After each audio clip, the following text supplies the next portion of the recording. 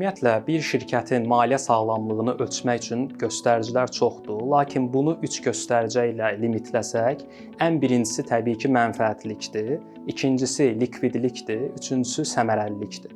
Mənfəətlilik o deməkdir ki, siz satışınızı artırsaz da, ola bilsin paraleldə onun maya dəyərini də artırırsınız, əməliyyat xərclərinizi də artırırsınız və nəticədə mənfəətiniz daralır.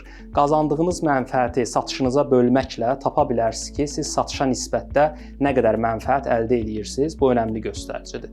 Likvidlik göstəricisi şirkətin pul vəsaitlərinin axınını düzgün idarə etməsi ilə bağlıdır.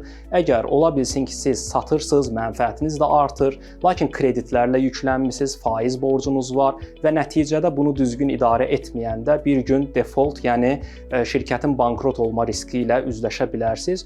Üçüncüsü, ən əsası da səmərəlilikdir. Səmərəlilik sizin bütün dövriyyə kapitalının və pul vəsaitinin idarə olunması ilə bağlıdır.